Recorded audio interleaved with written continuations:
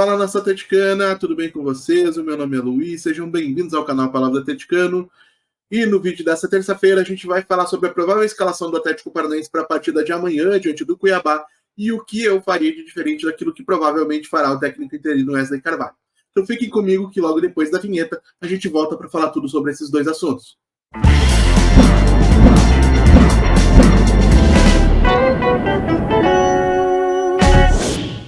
Então vamos lá com o assunto do vídeo de hoje. E no painel tático vocês já veem a provável escalação do Atlético Paranaense para a partida de amanhã diante do Cuiabá.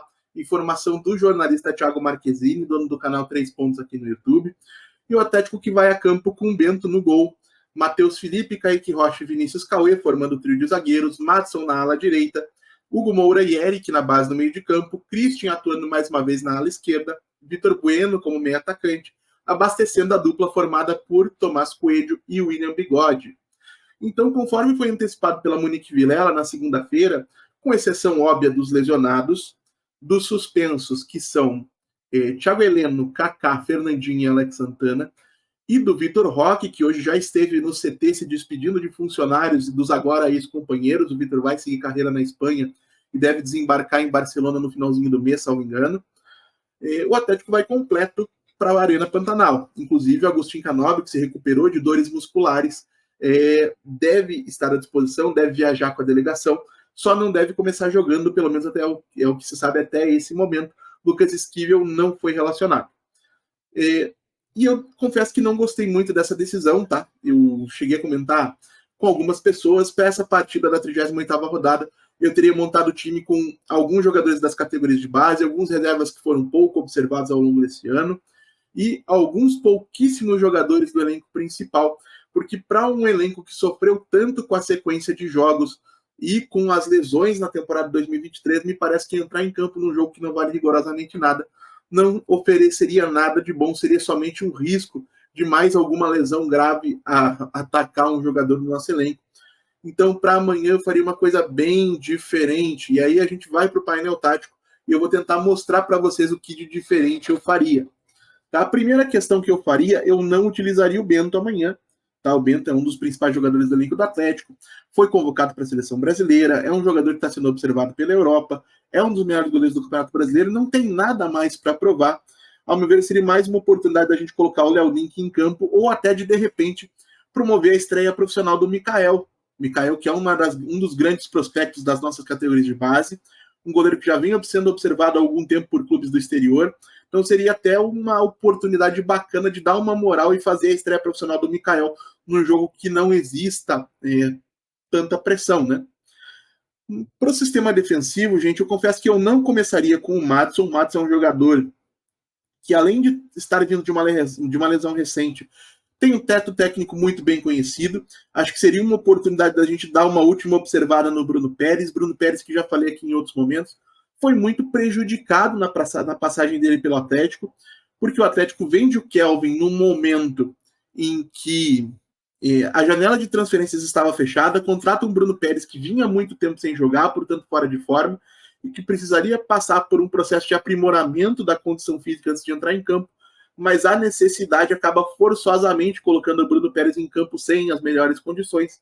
Aí ele acaba sendo escalado quase como um zagueiro, ficando a maior parte do tempo no mano a mano com o Marcelino Moreno, durante aquele Atletiba lá no Couto Pereira. Teve a sua imagem muito queimada com a torcida, mas é um jogador que fez uma carreira sólida na Europa, especialmente no futebol italiano, e entendo que a gente viu o Bruno um pouco mais fisicamente melhor aí no final de semana contra o Santos, e acho que seria uma oportunidade bacana da gente dar uma olhadinha no Bruno e ter certeza que ele não poderia acrescentar alguma coisa ao elenco para a próxima temporada. Não que a permanência do Bruno Pérez no elenco impedisse o Atlético de ir ao mercado e buscar um titular para essa posição. Eu acho, inclusive, que seria indispensável para o próximo ano. Mas eu começaria amanhã com o Bruno Pérez. Eu posicionaria a defesa de uma maneira um pouco diferente, tá? Eu iria assim com Kaique Rocha, Matheus Felipe, Vinícius Cauê, com o Bruno Pérez na lateral. Então, uma linha de 4 jogadores, não 5, como a gente tem visto ultimamente, né? E aí, uma outra coisa que a gente poderia fazer seria abrir mão do Matheus Felipe para colocar, por exemplo, um Lucas Beleze, ou um Marcão, um zagueiro das categorias de base. No meu caso aqui, eu escolhi o Lucas Beleze, porque é um jogador que tem um lastro maior, né? É um jogador que se destacou muito nas categorias de base do Corinthians, tem passagens pelas seleções brasileiras de base e que chegou ao Atlético no meio dessa temporada. Ainda não conseguiu corresponder tudo aquilo que se esperava tecnicamente dele, mas a gente tem que entender que é um menino, é um jogador que passou muito tempo sem entrar em campo durante o embrólio que envolveu a sua não renovação de contrato com o clube paulista, e entendo que amanhã poderia ser uma oportunidade sim de dar um pouco de cancha para ele no primeiro, ou eu preferiria no segundo tempo. Então, para amanhã, eu iria de Kaique Rocha e Matheus Felipe com Vinícius Cauê na lateral esquerda. Na primeira volância, seria de fato o Hugo Moura. Eu acho que o Eric foi titular na maior parte do ano, não tem por que arriscá-lo numa partida como a de amanhã. E não vejo nas categorias de base um volante tão preparado assim para arriscar uma titularidade numa partida do Campeonato Brasileiro. Então a gente iria com o Hugo meio que por falta de opção. Christian como segundo volante. Eu não escalaria o Vitor Bueno. Jogou muitas partidas esse ano, foi importantíssimo. Seria o caso de preservá-lo também. Escalaria o Bruno Zapelli, né, para que ele pudesse ter um pouquinho mais de cancha.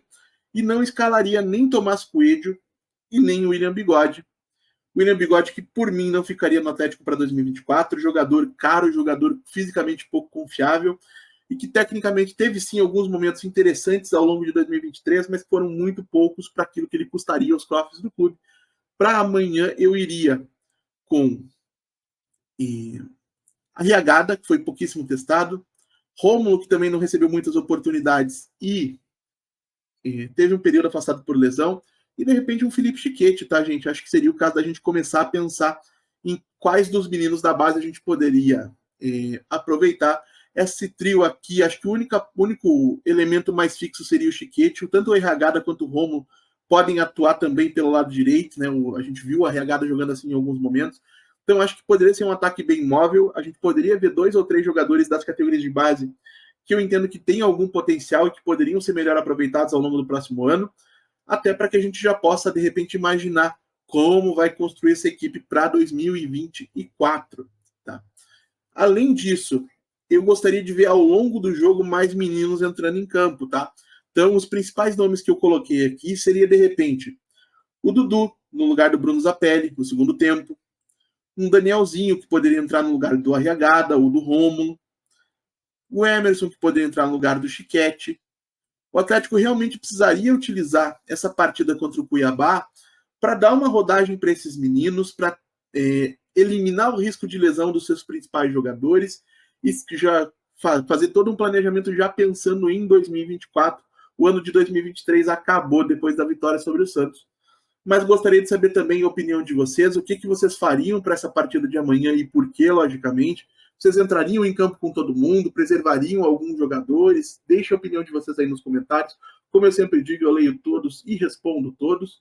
E agora sim, se você chegou até aqui, eu peço que deixe seu like, se inscreva no canal, acione o sininho para receber notificações a cada novo vídeo publicado, compartilhe o conteúdo em redes sociais, grupos de WhatsApp e Telegram sobre o Atlético Paranaense, porque assim você faz com que mais gente conheça o conteúdo produzido por aqui e ajuda a fortalecer esse nosso projeto. E a gente volta a falar de Atlético Paranaense amanhã aqui no canal Palavra de Atleticano com o pós-jogo de Cuiabá e Atlético Paranaense, preferencialmente com uma vitória do Furacão.